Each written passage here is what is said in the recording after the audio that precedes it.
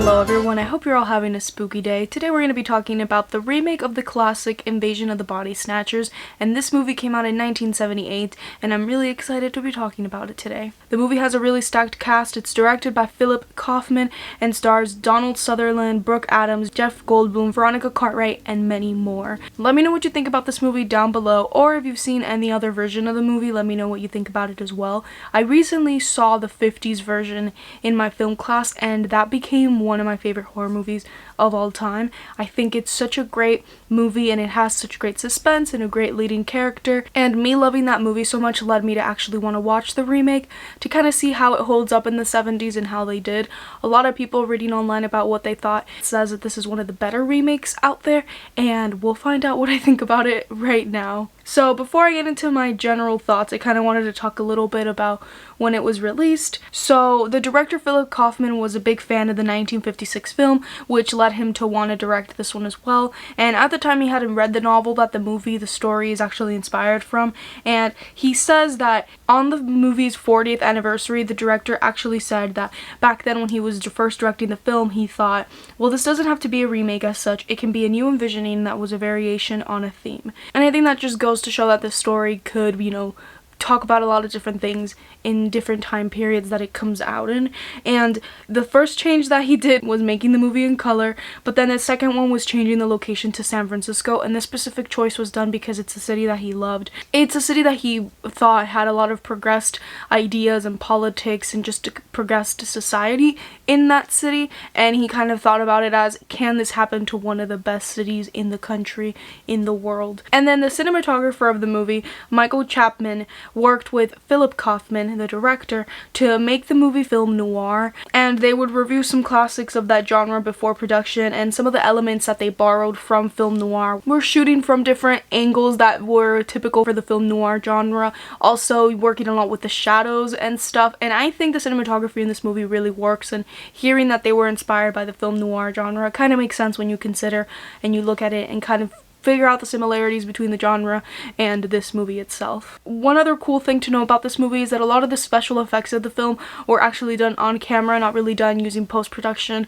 or editing effects afterwards. Basically, they said that the scene at the very beginning where the pods travel through space from their dead homeworld to San Francisco, he said was one of the simplest, and when you watch it you probably wouldn't think it was one of the simplest. So a lot of visual effects were done on camera, and there are a lot of effects in this movie, especially having to do with people's transformations and such, with the makeup and costume department, and I think they all look really great. And also this movie has a lot of cameos as well that kind of relate back to the 50s version. So we have the cameo of Kevin McCarthy, who he played Dr. Miles Bennell in the original Invasion of the Body Snatchers, and the way he comes out in the movie is kind of a nod to the character that he was playing in the original Invasion of the Body Snatchers. Now, I don't know if it's confirmed, if it's canon that it is the same character, because it's just kind of like a cameo from the actor, but he's kind of doing what he ended up doing in the original movie in this one for like just a split second, so I think it would be funny if it is. Then also the original movie's director,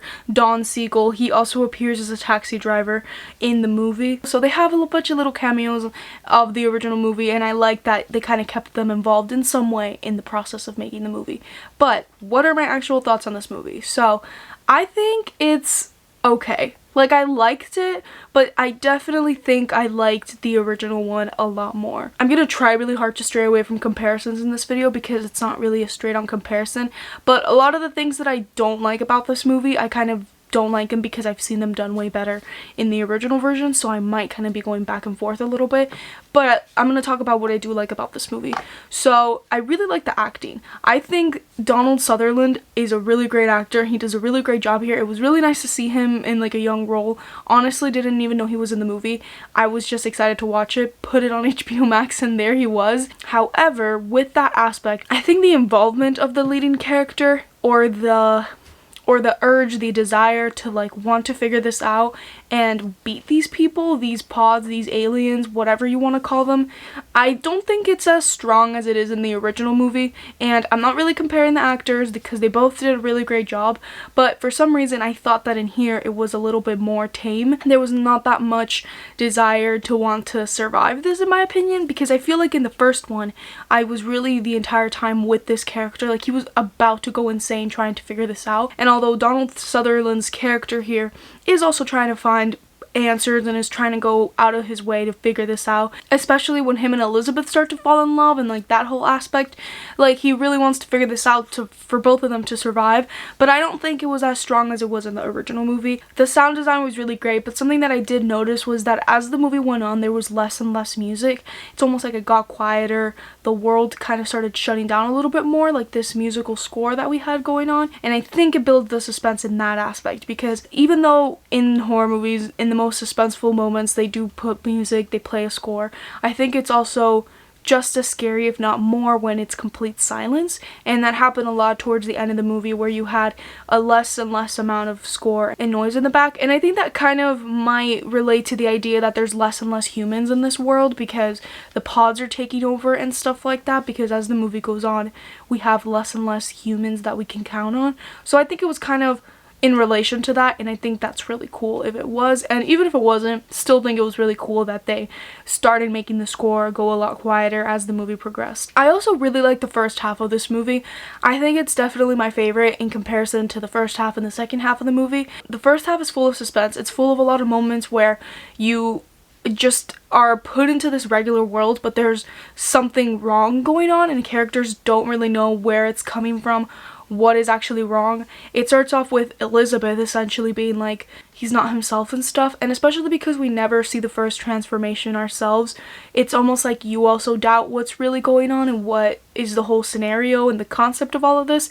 And you have characters all around her being like, no, it's okay, go get therapy, like let's talk about him. Like a lot of people in town are feeling the same way, and that confusion aspect of the movie is definitely my favorite, because it kind of just gets you thinking, am I going insane, or is this really happening right now? And I like how it sort of builds up, like more and more people are feeling the same way until it's like everything is back to normal, but it's just that these pods have taken over pretty much everybody. I think the second half of the movie is kind of why I don't love this movie as much as I like the original, because I think it loses its momentum and it loses its suspense a lot, because we've come to the point in the story where we've established like what's going on in a way.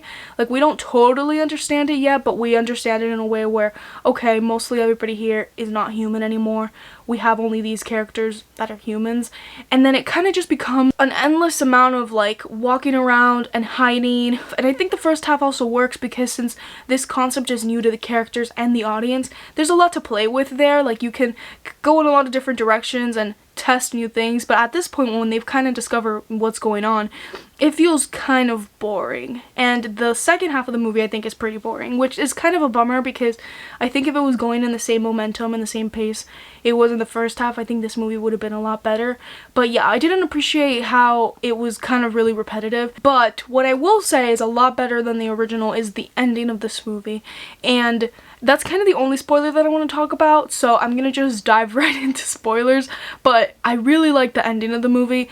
In the very end, we, obviously, so Elizabeth dies and she becomes like the alien pod person, which that was devastating in itself. But then in the movie, I'm like, where's the story gonna go? And then Matthew, he ends up seeing Nancy, and Nancy was really the only other human that we knew, but we never really like got any more information out of her because they got separated and stuff. And Matthew screams like the way the pod people, the alien people, start to screech and stuff. So like he has turned into one of the pod people. And for a moment, honestly, because it happens kind of really fast, the movie ends and I was like, wait, what? And then I rewinded it and I like realized, and I was like, oh my god, he literally turned into one of them and we never saw it, which is awesome that we never saw it, because it really just goes to show like these people are literally like humans. Because basically for the last like 10, maybe 5 minutes, I'm like, okay, he's human, what's gonna happen? It explains why Elizabeth's alien pod form character didn't react when she saw him. It was really shocking and just really cool. Like, I think that's a really great ending. It kind of just like hit you right in the gut, like punched you in the face. It was like, yeah, that's what happens. These characters are literally doomed, and the only one that's human is Nancy that we know of. So yeah, I think this movie is just a solid, like probably 3 stars. Like, it's good, but I also think it could have been a lot better. And it was a little bit boring in my opinion, which kind of just brought the movie down for me, because I don't like watching boring stuff sometimes, and it kind of sucks that I have to say that because I think the story is so interesting and it's one of the coolest sci-fi horror movie concepts that I think do exist. So, but if you guys have seen this version of Invasion of the Body Snatchers or any other version of the movie, please let me know down below because I'd love to hear your thoughts on them. But thank you all so much again for watching. I hope you guys enjoyed today's video, and I'll make sure to see you all in the next 31 Nights of Horror. Bye everyone!